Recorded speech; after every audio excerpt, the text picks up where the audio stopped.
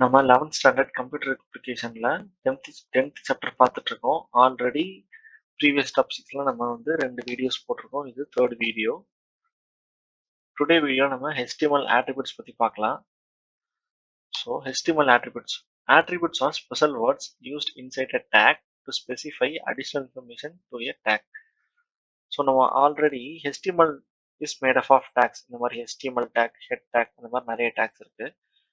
இதுல ஆட்ரிபியூட்ங்கிறது என்ன சொல்றாங்கன்னா, இந்த டேக்ஸ்குள்ள ஒரு சில டெக்ஸ்ட் யூஸ் பண்றோம். அந்த டெக்ஸ்ட் வந்து அந்த டேகுக்கு அடிஷனல் இன்ஃபர்மேஷன் கொடுத்துச்சு அப்படின்னா அதுதான் attribute. For example HTML take மாதிரி நிறைய டேக்ஸ் இருக்கு. ஃபார் எக்ஸாம்பிள் பாடி டேக் எடுத்துக்கலாம். இப்போ பாடியில நம்ம வந்து நம்மளோட டெக் நம்மளோட ப்ரௌசர்ல நம்மளோட டெக்ஸ்ட்டை வந்து ரெட் கலர்ல ஷோ பண்ணணும் அப்படின்னு வச்சுக்கோங்களேன். பாடியில டெக்ஸ்ட் ஈக்குவல் டு ரெட், அதாவது அந்த டெக்ஸ்ட்ங்கிறது வந்து ரெட் கலர்ல இருக்கணும்னு நான் சொல்றேன். ஸோ இந்த மாதிரி அந்த அடிஷ்னல் இன்ஃபர்மேஷன் கொடுக்கறது தான் ஆட்ரிபியூட்னு நம்ம சொல்றோம். ஸோ இதுல நிறைய ஆட்ரிபியூட்ஸ் இருக்கு. இதுல ஒன்று ஒன்றா பார்க்கலாம். ஃபர்ஸ்ட் வந்து HTML டேக்கு என்னென்ன ஆட்ரிபியூட்ஸ் இருக்குன்னு இதுல போட்டிருக்காங்க. ஸோ ஆல்ரெடி சொன்ன மாதிரி HTML tag is used to specify the beginning and closing of an HTML document. HTML tagோட பர்பஸ் என்னன்னா, starting and ending of a particular HTML document mention பண்றதுக்காக யூஸ் பண்றோம். இதுல என்ன ஆட்ரிபியூட்ஸ் இருக்கு அப்படின்னு பார்க்கலாம். HTML has two attributes, dir and lang. dirங்கிறது direction, lang language. Direction LTR, இப்போ இது வந்து ஆட்ரிபியூட், இது வந்து வேல்யூ. எப்படி கொடுப்பாங்கன்னா ஆட்ரிபியூட் ஈக்குவல் டு வேல்யூ அப்படின்னு கொடுப்போம். dir equal to LTR.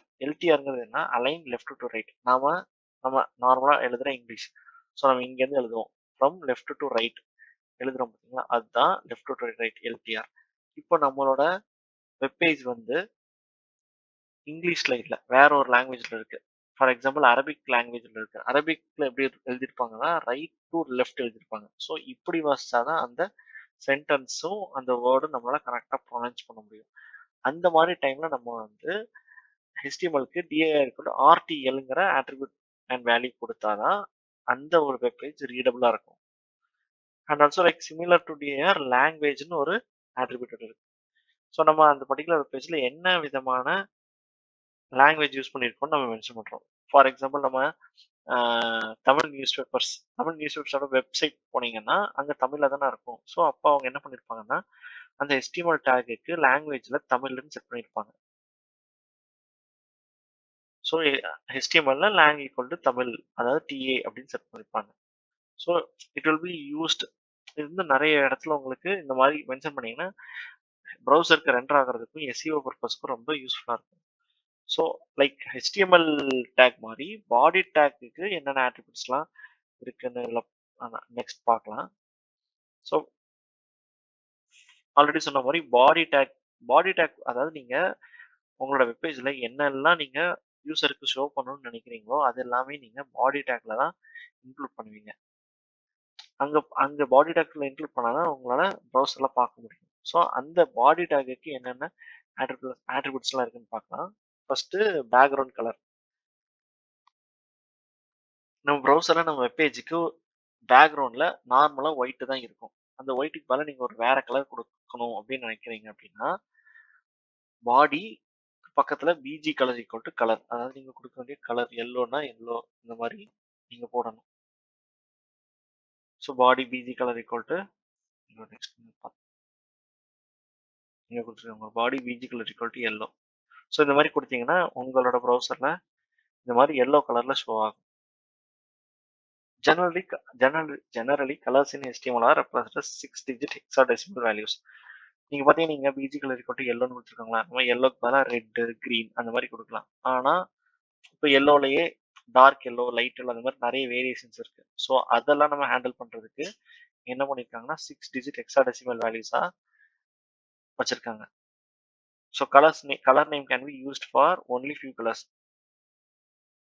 But colour code hexadecimal value will be more flexible to handle colours. So நமக்கு கலர்ஸ்ல நிறைய வேரியன்ட் இருக்கிறதுனால எல்லாத்துக்கும் நேம் கரெக்டாக சொல்ல முடியாது. அதனால ஹெக்ஸாடெசிமல் வேல்யூஸ் வச்சிருக்காங்க. இந்த six digit hexadecimal values is the combination of 3 2-digit number sequence represent colour. அதாவது இந்த பேட்டர்ன் இருக்கு பார்த்தீங்களா, 6 டிஜிட் ஹெக்ஸாடெசிமல் வேல்யூஸ். அதில் ஃபர்ஸ்ட் 2 டிஜிட் ரெட்டை குறிக்கும், அடுத்த 2 டிஜிட் வந்து க்ரீனை குறிக்கும், அடுத்து லாஸ்ட் 2 டிஜிட் வந்து ப்ளூவை குறிக்கும். அதாவது ஆர்பிஜி நீங்கள் முன்னால் படிச்சிருப்பீங்களா. அதில் 0 to FF ரேஞ்ச், அந்த ரெட்லேயே நிறைய variant, dark red, light red அந்த மாதிரி பார்த்தீங்கன்னா அந்த ரேஞ்சை வந்து 0 to FF அந்த மாதிரி ரேஞ்சில் அவங்க செட் பண்ணியிருப்பாங்க. ஸோ நீங்கள் இதில் என்ன மாதிரி வேல்யூஸ் போட்டாலும் நீங்கள் இந்த ரேஞ்சுக்குள்ள நீங்கள் என்ன வேல்யூஸ் போட்டாலும் அதுக்கான கலர் கிடைக்கும்.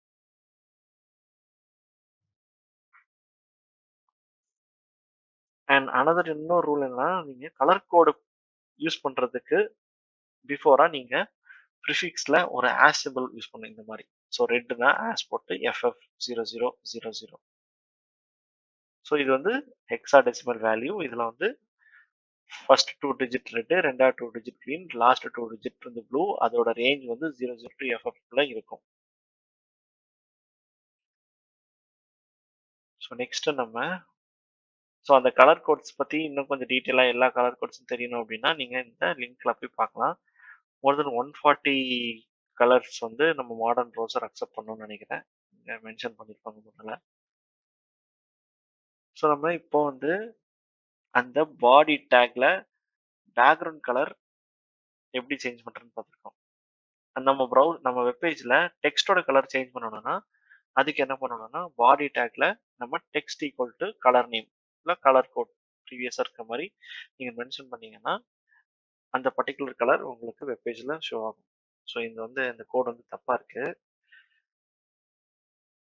நீங்கள் வந்து HTML code to change background and text colour of a browsers body. இங்கே வந்து டெக்ஸ்ட் கலரை சேஞ்ச் பண்ணுறதுக்கான கோடிங் இல்லை. நீங்கள் வந்து ரெட் கலர் ஆட் பண்ணோம் அப்படின்னா நீங்கள் இந்த இடத்துல பாடி பிஜி கலர் பக்கத்தில் இந்த இடத்துல டெக்ஸ்ட்னு போட்டு டெக்ஸ்ட்டுக்குள்ள கலரையும் போட்டிருந்தாங்கன்னா கரெக்டாக ஒர்க் ஆகும். So similar to background colour text colour change பண்ணாலும் அதுக்கு இதுதான் சின்டாக்ஸ். நெக்ஸ்ட் நம்ம பேக்ரவுண்ட் இமேஜ், அதாவது நம்ம அந்த வெப்பேஜுக்கு பேக்ரவுண்ட் கலர் மாத்திரம் இல்லை, அந்த பேக்ரவுண்ட் கலருக்கு பதிலாக பேக்ரவுண்டாக இமேஜாகவும் செட் பண்ணலாம். An image or picture can be applied as background to your page. When you insert an image as background, the text will be displayed. உங்களுக்கு எப்படி கலர் நீங்க ரெட்னு கொடுக்குறீங்க, ரெட்டுக்கு மேல நீங்க கொடுத்த டெக்ஸ்ட்டும் உங்களுக்கு தெரியுது பாத்தீங்களா, அந்த மாதிரி இமேஜ் கொடுத்தாலும் அந்த பேக்ரவுண்டுக்கு அந்த அந்த கண்டென்ட்டும் அந்த பேக்ரவுண்ட் இமேஜுக்கு மேல விஷுவலா உங்களுக்கு கிளியரா தெரியும். இமேஜ் அப்படின்னு நம்ம கொடுக்குறப்ப என்ன சைஸ்ல வேணாலும் இருக்கலாம். ஆனா நம்ம அந்த பர்டிகுலர் வெப் பேஜ் என்டையருக்கும் நம்ம செட் பண்றதுனால இது என்னன்னா ரிப்பீட்டடா ஃபில் ஆகும். ஃபார் எக்ஸாம்பிள் இந்த மாதிரி. ஸோ ரிப்பீட்டடா ஃப்ரம் ஸ்டார்ட் இங்கேருந்து இங்கே வரைக்கும் உங்களுக்கு மொத்த ப்ரௌசரையும் ஃபில் பண்ணிடும். அதோட உங்களோட இமேஜோட சைஸை பொறுத்து. நீங்கள் நல்லா பெரிய இமேஜாக கொடுத்துருக்கீங்க அப்படின்னா ஒரு 2-3 ரிப்பீட்டேஷன்லேயே ஃபுல்லாக கம்ப்ளீட் ஆயிடும். இல்லை ரொம்ப சின்ன இமேஜ்னா நிறைய ரிப்பீட்டேஷனில் ஃபுல்லாக பேக்ரவுண்ட் இமேஜில் செட் ஆயிடும். ஸோ அது அதில் கொடுத்துருக்காங்க. இதுக்கு சின்டாக்ஸ் பாருங்க, பாடி டேக் பேக்ரவுண்டுன்னு கொடுத்துட்டு இமேஜ் நேம் வித் எக்ஸ்டென்ஷன். எக்ஸ்டென்ஷன்னா உங்களுக்கு தெரியுங்களா, நமக்கு நார்மலாக இமேஜ் வந்து ஜேபிஜி ஃபார்மேட்டில் இருக்கும், பிஎன்ஜி ஃபார்மேட்டில் இருக்கும், ஜிஃப் ஃபார்மேட்டில் இருக்கும். ஸோ நீங்கள் இமேஜ் நேம் வித் எக்ஸ்டென்ஷன் கொடுக்கணும். சாம்பிள் கோடுங்க பாருங்க, body background equal to flower 01.gif.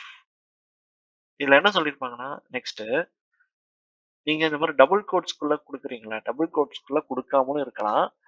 But double quotes எப்போ மேண்டேட்டரினா உங்களோட இந்த டெக்ஸ்ட் அந்த இமேஜோட நேம் வந்து லென்த்தாக இருந்துச்சு, அதர்வைஸ் ஸ்பிளிட் இருந்துச்சு, அதாவது நீங்கள் ஃப்ளவர் ஸ்பேஸ் விட்டு 01 அந்த மாதிரி இருந்துச்சுன்னா நீங்கள் இந்த மாதிரி டபுள் கோட்ஸ்குள்ளே போடணும். பட் டபுள் கோட்ஸ்குள்ளே போடுறது ரொம்ப safer மெயினர். If your image file name is long or split as 2 more words or along with the path should be specified with the double quotes அதான் சொல்றாங்க. அண்ட் அனதர் ஒன் இன்னொன்று என்னன்னா, இப்போ இந்த கோட்ல பாருங்க, நம்ம பேக்ரவுண்ட்ல ஃப்ளவர் 01.gif கால் பண்ணியிருக்காங்களா, இது எப்போ இந்த இமேஜை வந்து கரெக்டாக ஷோ பண்ணோம்னா இந்த HTML ஃபைலும் இந்த இமேஜ் ஃபைலும் ஒரே பிளேஸ்ல ஒரே ஃபோல்டருக்குள்ள இருக்கணும். இல்லை இந்த HTML ஃபைல் ஒரு இடத்துல இருக்கு, இந்த இமேஜ் ஃபைல் வேற இடத்துல இருக்குன்னா நீங்க இந்த இமேஜ் ஃபைலோட டோட்டல் பார்த்து காப்பி பண்ணி இந்த இடத்துல பேஸ்ட் பண்ணணும். ஸோ இங்க சாம்பிள் கொடுத்துருப்பாங்க, அதான் இங்க சொல்லியிருப்பாங்க. இந்த image file and HTML source are located in different location, that is in different folder drive. The file path should be clearly specified along with the image file name.